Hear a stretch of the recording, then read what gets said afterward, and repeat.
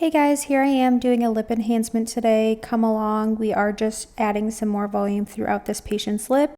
This patient is a repeat filler patient. She's had filler done by me in the past. She overall likes the shape of her lips, but we're just going through more volume throughout. So I'm going in with a 90-degree angle technique to heighten that top lip. As you can see, I'm going into the tissue and just placing linear threads throughout that top lip.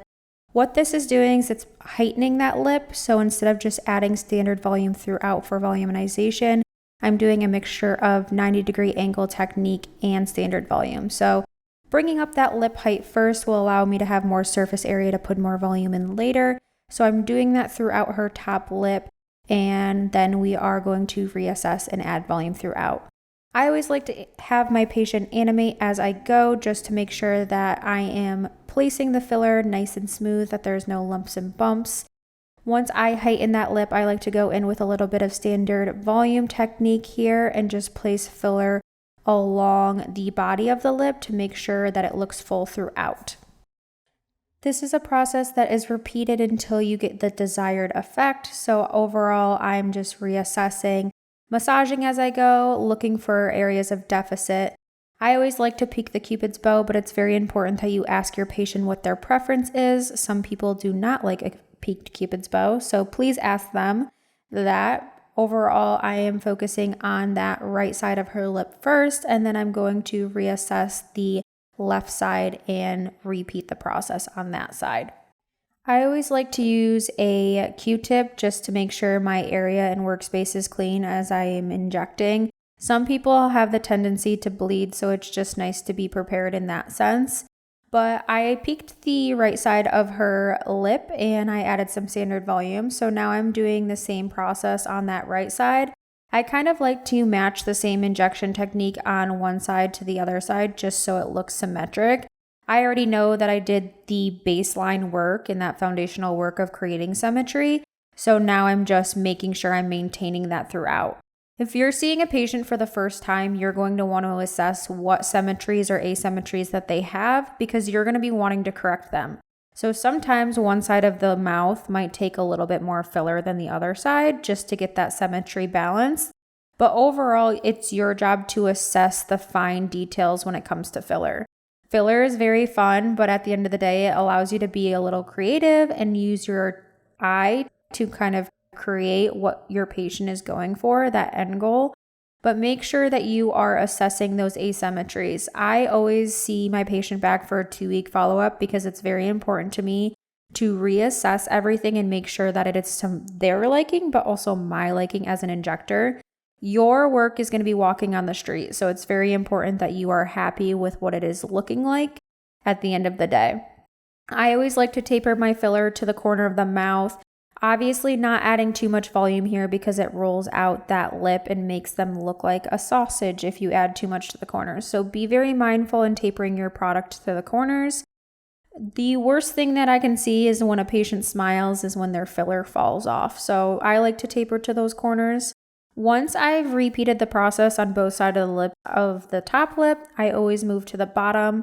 I like to focus volume in those tubercles. So as you can see, I'm going at a 90-degree angle here, pulling down for height of the bottom lip and adding more volume in those tubercles just to make sure that she is getting a full volume pouty look.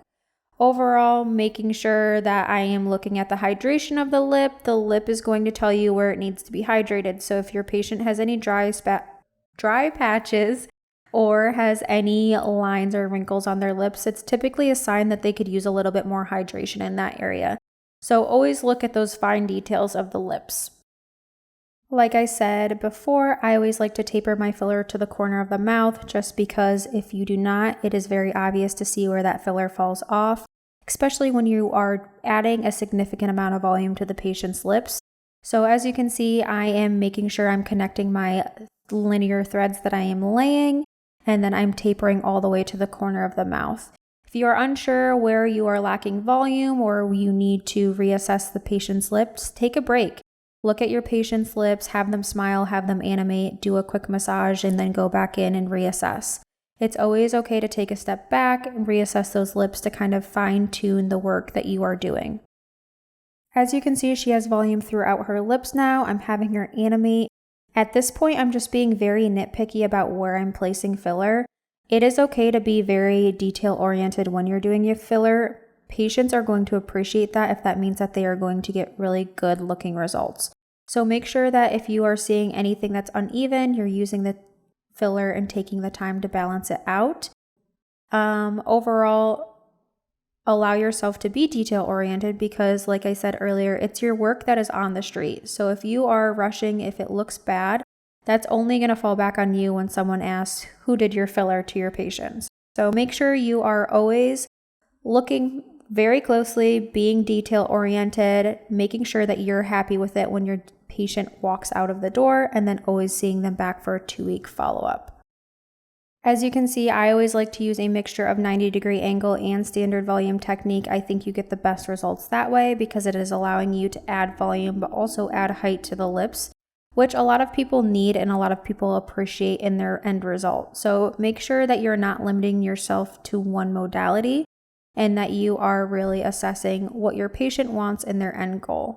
As you can see, I like to do a good and thorough massage. I do this often throughout my injection. I'm just making sure I'm feeling what's swelling, what might be bruising, what might be filler. Overall, your filler should be smooth because you should be laying it in retrogrades. So I tell everyone, make sure you're laying that filler like a spaghetti noodle, not a meatball. So make sure everything's feeling smooth, feeling what might be bruising and swelling, so I'm not chasing that when I'm going back in and injecting. And then also this allows me to educate my patient at the end of the procedure to tell them what might be bruised and what might be swollen. Once I do a nice thorough massage, that allows everything to have a nice smooth appearance to it, and then I can go back in and once again really be detail oriented and fine tune everything. As you can see, this patient likes to have full lips, so that's what we went for. We went for a more full end goal here, and she is looking more plump and pouty and overall has volume throughout those lips. As you can see, I'm still having my patient animate. Everything seems to be straight across when she's smiling, which is something that I like to see. I don't like to see lumps or bumps of filler because that tells me that something is a little uneven. So I always have my patients animate. They get sick of me asking them to smile really big and relax, but that just allows me to get perfect end results. As you can see, this patient is also swelling, so it's always very important to take in consideration how much your patient is swelling while you're injecting them.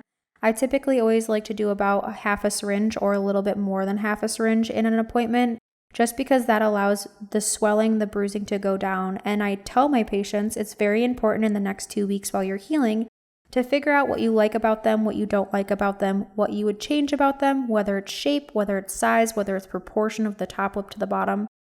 I like my patients to come back with feedback and critique because it only allows me to get exactly what they're going for in their end result.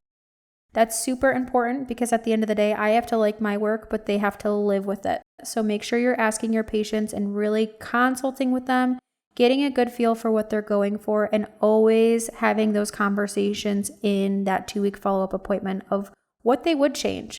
It's okay if they want to change things. At the end of the day, it's going to be their preference. So always keep that in mind. That swelling is going to go down over the next 2 weeks. Swelling and bruising is completely normal, but I always educate my patients that any type of large, dark bruising or white, pale, dusky discoloration of the tissue is not normal. So I always teach my patients what signs and symptoms to look for if anything is wrong and when to report those signs and symptoms to me. So I know that they are educated when they are going home. After the procedure, I'm glossing them, educating to only keep clean products on their lips, no manipulation of the area, and I will follow up with them in 2 weeks.